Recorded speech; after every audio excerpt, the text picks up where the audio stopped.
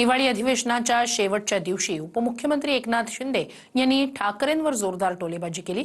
मुंबईला लुटणारा रहमान डकेत कोण आहे असा सवाल शिंदेंनी विचारला, तर मुख्यमंत्री फडणवीसांनीही मुंबईवरून विरोधकांना टोले लगावले। पाहूया एक रिपोर्ट। अधिवेशनाच्या शेवटच्या दिवशी उपमुख्यमंत्री एकनाथ शिंदे यांनी विधिमंडळामध्ये जोरदार फटकेबाजी करत ठाकरेंवर निशाणा साधला।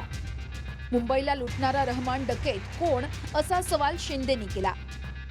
मुंबई पालिका निवडणुकीच्या तोंडावर हिवाळी अधिवेशनाच्या शेवटच्या दिवशी उपमुख्यमंत्री शिंदेंच्या भाषणात ठाकरेच टार्गेटवर असल्याचं दिसून आलं।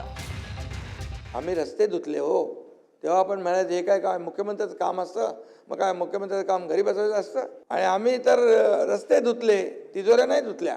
बदला महाराष्ट्र का मंजर, हमारी सारी योजनाएं है गेम चेंजर।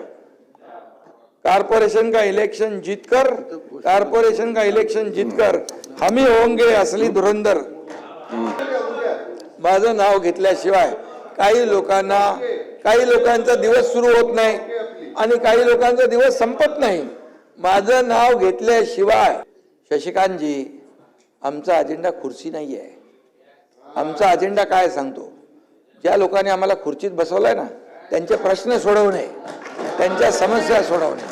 काही जणांनी तर म्हणजे 2 वाजेपर्यंत आम्ही सभागृह चालवलं, पण काही लोक तर 2 तास पण सभागृहामध्ये बसायची तसदी घेतली नाही। फक्त एकच विरोधी पक्षनेता हे पूर्ण अधिवेशनामध्ये दुसरं काही विरोधी पक्षनेत्याशिवाय नेत्यांनी आपल्या चर्चा केली नाही।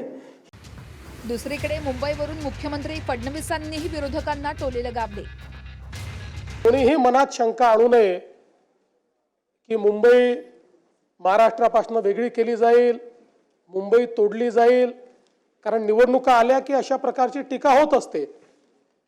म्हणून या सभागृहामध्ये मी निश्चितपणे सांगतो की मुंबई कालही महाराष्ट्राची होती, आजही महाराष्ट्राची आहे आणि जोपर्यंत चंद्र आणि सूर्य आहे तोपर्यंत ती महाराष्ट्राचीच राहील। अधिवेशनाची सांगता होताच सत्ताधाऱ्यांनी मुंबई महापालिकेचा मुद्दा समोर आणत ठाकरेंवर निशाणा साधलाय।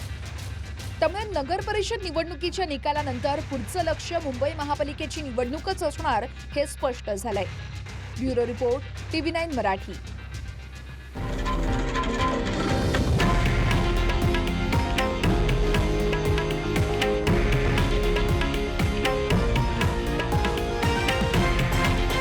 हे आहे देशातील नंबर 1 न्यूज नेटवर्क आणि आपण पाहत आहात TV9 मराठी, एकमेव।